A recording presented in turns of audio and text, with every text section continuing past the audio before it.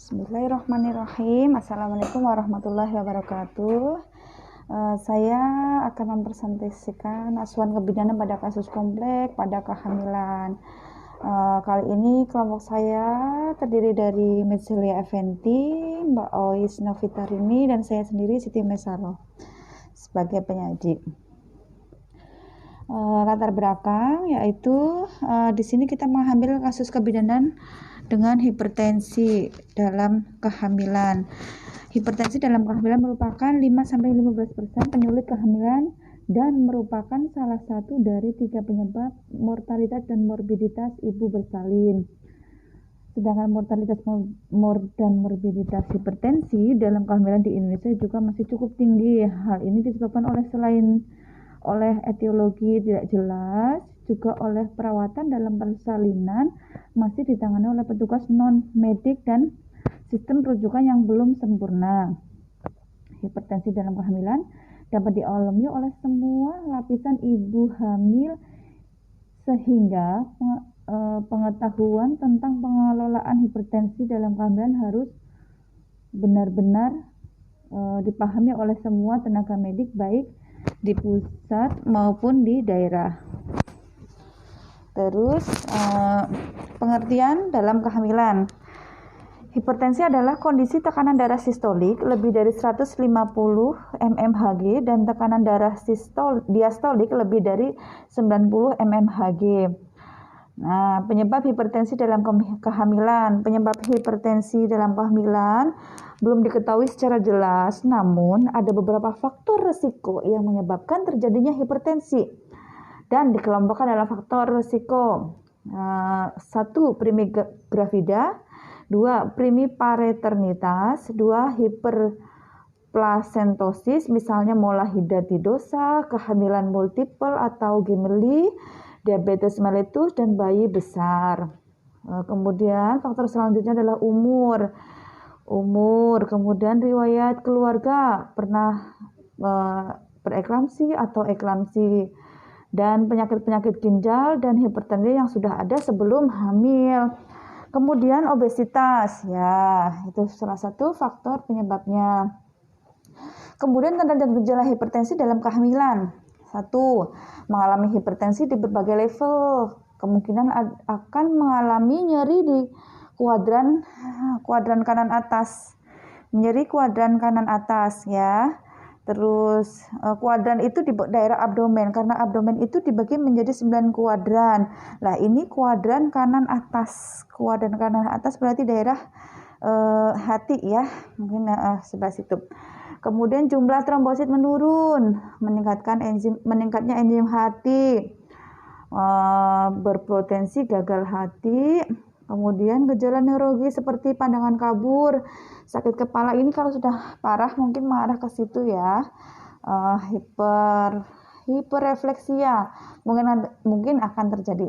Penjagaan dan penata laksanaan hipertensi dalam kehamilan, yaitu yang perlu diperhatikan ini penjagaan dan penata laksanaannya adalah hipertensi berat dalam keadaan gawat, segera masuk ke rumah sakit, istirahat, tidak baring ke satu sisi dalam suasana isolasi, pemberian obat-obatan untuk menghindari kejang, pemberian infus dextrose 5% dan pemberian antasida. Kemudian hipertensi kronis. Pengobatan untuk hipertensi kronis adalah di rumah sakit untuk evaluasi menyeluruh, pemeriksaan laboratorium jelas. Di sini, ya, ada urin protein, mungkin ada darah lengkap dan lain-lain. Pemeriksaan kardiovaskuler, pulmonal, fototorak, EKG, atau mungkin fungsi paru. Kemudian komplikasi hipertensi dalam kehamilan. Nah, di sini yang sering terjadi komplikasinya apa sih dalam kehamilan kalau ibu menderita hipertensi, yaitu kepada ibu. Jelas di sini akan banyak mempengaruhi, ya, akan berakibat fatal, ya. Komplikasinya adalah eklamsi, yaitu kejang pada ibu hamil. Kemudian preeklamsi berat, ya, mungkin diikuti dengan dari awal keadaan hipertensi mulanya karena tidak tertangani dengan baik, maka dia akan menjadi preeklamsi berat, yaitu dengan adanya protein urin positif 3, lebih dari 3, tensi darah lebih dari 160 dan sebagainya.